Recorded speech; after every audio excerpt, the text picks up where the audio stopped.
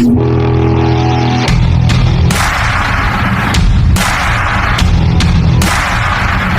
Tag, es ist ein schöner Samstag, wo ich bin. It is indeed a beautiful Saturday where I'm at, and had a beautiful time yesterday. It was the 4th of July. But after such a good time, I woke up this morning and someone sent me this.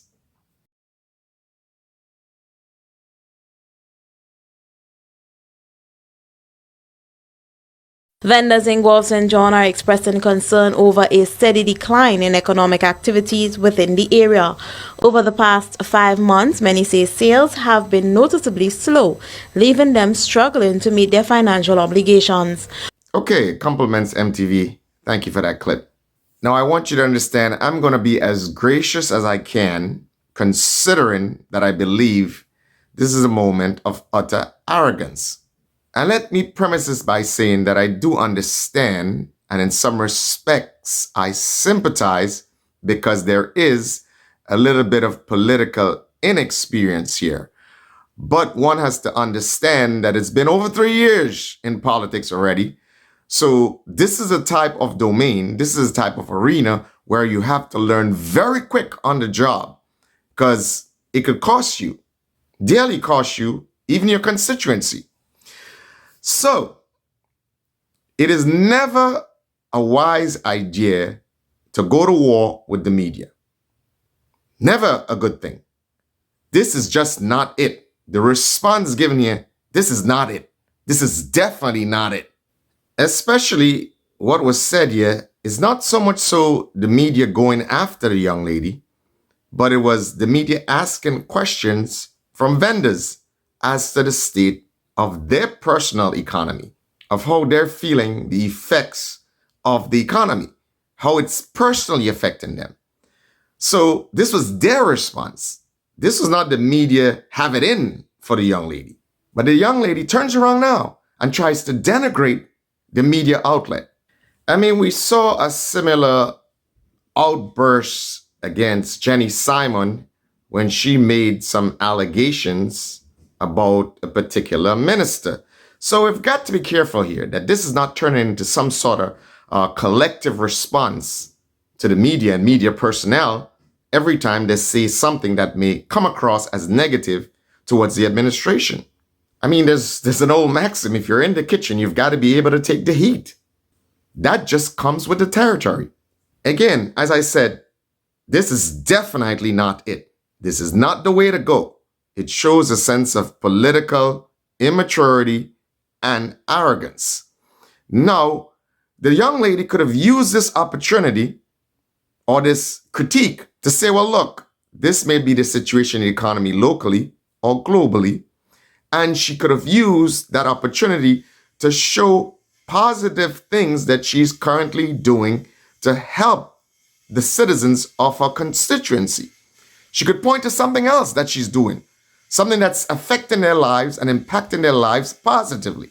So she had many ways in which she could have turned this critique into a very positive thing for herself and for her administration. So it is quite obvious. Someone within the administration has to coach the young lady a little more and teach her how to respond to criticism. Say what they want to say about Prime Minister Deacon Mitchell, but he has mastered the art of responding to criticism. So, in Prime Minister Deacon Mitchell, the young lady has an example to follow. Look at how he handles criticism. Look at how he turns everything negative that is said about him personally or his administration, and then he uses the opportunity to put a good spin on it. That is masterful. So this is something that the young lady can mimic. She can take a page out of Prime Minister Deacon's approach to handling these situations, and hopefully in the future, she can replicate that approach. And of course, someone else under the post might have thought that that was the best approach to dealing with the situation by pointing to some car dealership suffering the same circumstances in St. George's. It says, well, probably they're playing curry fever. Why didn't they go to the St. George's car dealership and talk about the same thing? You know, as if, why should they come to Guelph? And that in itself is another wrong approach. There's no reason why any constituent should try to justify their economic situation being bad by pointing to another economic situation somewhere in St. George and say, oh, well, they're doing bad too, so why does it matter what's happening over here?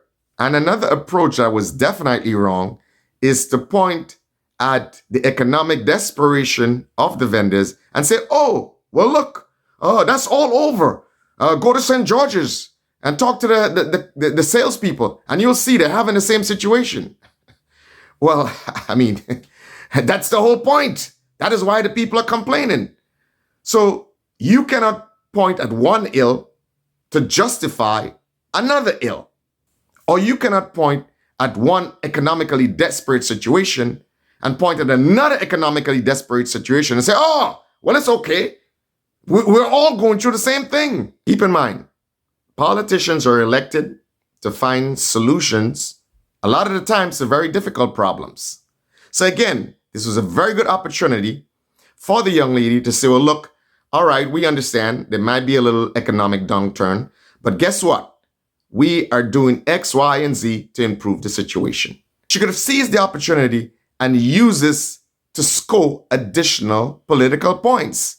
The young lady has to keep in mind, this is not a seat that she won by some significant margin or some significant amount. So it's critical that whatever she does has to justify to the people in her constituency that, hey, I'm doing a great job to improve your life, so there is a reason to give me a second chance to continue doing that great job. So in all of this, I hope for the best. I hope the young lady uses it as a learning experience and going forward changes her approach to dealing with situations like that. Because I guarantee you, coming closer to election, there are going to be more and more difficult situations like these, and there will be more criticism. So she's got to prepare herself for situations like these. I wish her all the best and good luck in her endeavors, and hopefully she can do something that can improve the situation of the vendors in her constituency. And I want you to understand why I might be a little passionate about this when I saw it, because those vendors, this is actually one of my spots where I literally go every time I'm there to get all the stuff that I need, all the provisions that I need to do what I have to do to cook and, when I'm actually over there. And the supermarket right next door, I get all the stuff that I want also. So if you see me a little, passionate about it, hence the reason. And of course, I go to the hardware, I think it's One Stop or whatever, where I get all my hardware stuff to get things done when I'm there. So I want to give the guys at that hardware store a shout out because they always take care of me very well. You know what I'm saying? On that note, auf Wiedersehen. If you like our content, please consider becoming a member.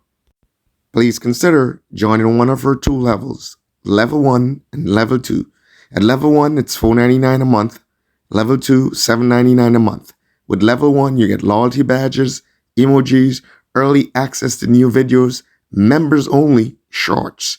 And at Level 2, you get all these perks, including member shoutouts. Also, don't forget our super thanks.